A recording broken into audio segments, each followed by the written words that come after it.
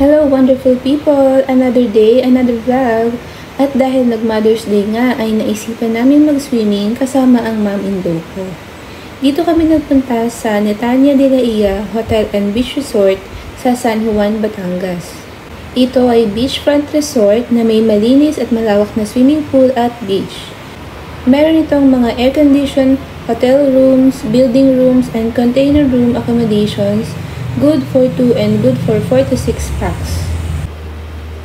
Nag-offer sila ng buffet meal, pero kung gusto mo namang magdala ng sariling food, ay pwede naman. Wala naman itong corkage fee. So tara, samahan nyo kaming mag-swimming sa Netanya de la Ia Hotel and Beach Resort.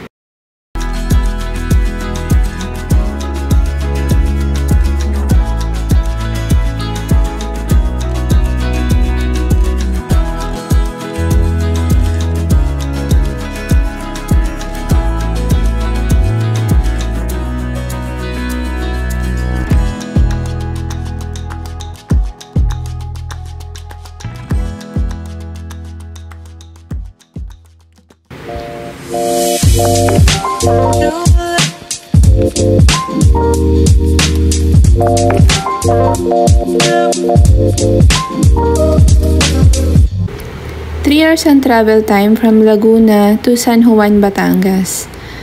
Bale, ang check-in time namin ay 3 p.m. Maluwag ang parking space nila, kaya no worries kung meron kayong dalang sasakyan. Dito yung mga building rooms nila.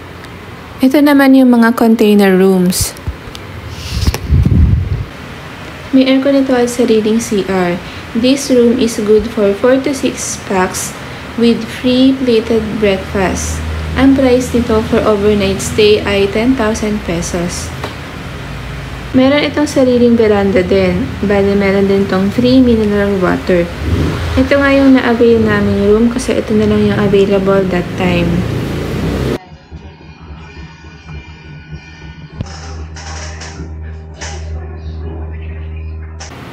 Dito naman yung mga hotel rooms. Malapit siya sa swimming pool and facing na rin sa beach area.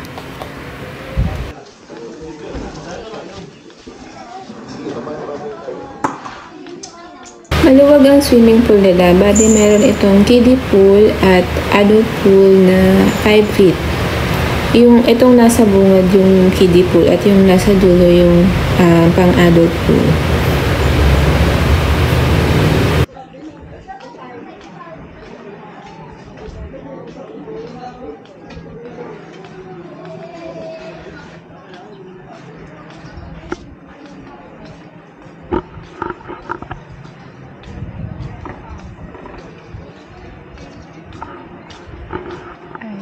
Sa kabila ang daan. Ayan.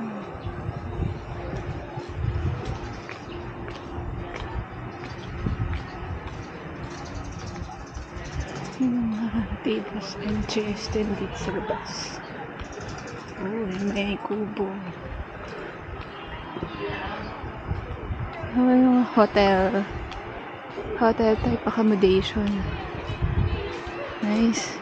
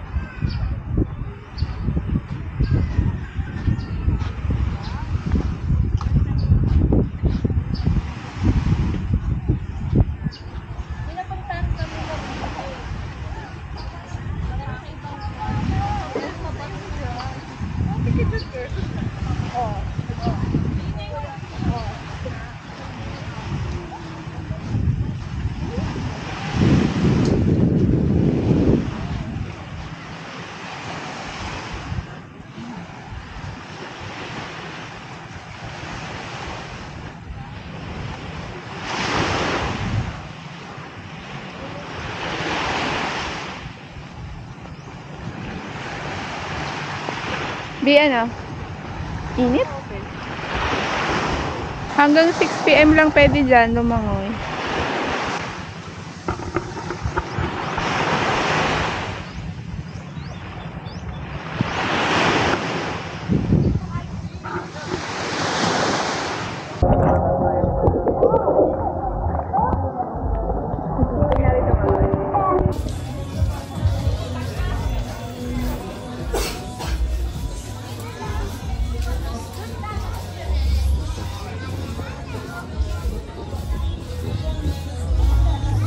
Ito yung dinner namin. Bali, nag-avail kami ng dinner buffet na 600 pesos per person. Pero, pinaserve namin sa veranda. Bali, kung ano yung food dun sa outside buffet, ay same din ang isi-serve sa'yo. Ayan. Pwede ka din magpa-refill ng gusto mong ulam kung naubos na. Meron din kaming free plated breakfast na silog meals and coffee.